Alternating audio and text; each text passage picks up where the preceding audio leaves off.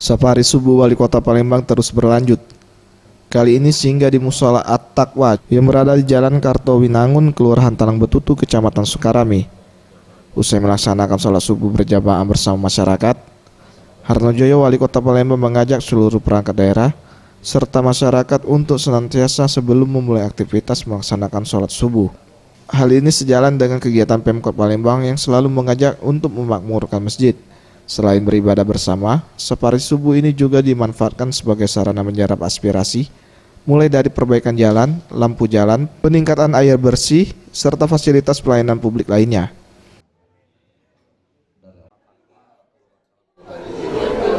Syukur musola ini baru rampung, baru selesai didirikan atas oleh masyarakat. Tadi karena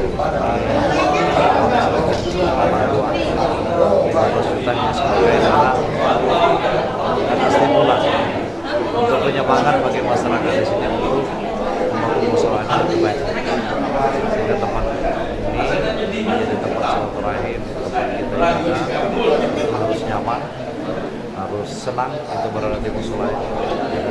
Ketika musola ini bagus, akan menjadi daya tarik bagi masyarakat yang ada di sekitarnya untuk mengumpulkan masjid dan musola.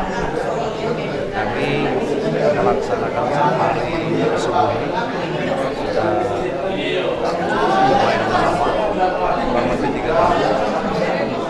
Dimulai waktu periode pertama ketika kami dilantik sebagai wali kota. Mudah-mudahan program ini setelah pada saat pelantikan kemarin kami sudah membuat perwali mengajak pada seluruh pejabat menjadi penggerak sholat subuh berjamaah di wilayahnya masing-masing. Mudah-mudahan dalam upaya ini salah satu cara kita untuk membangunkan masjid musola. Kita berharap kalau masyarakat Palembang sudah sholat subuh semua, artinya masyarakat Palembang sudah mayoritas bangun. Aspirasi yang didapatkan oleh pemerintah Kota Palembang akan segera ditindaklanjuti dengan berkoordinasi bersama dinas terkait guna memberikan pelayanan maksimal kepada masyarakat.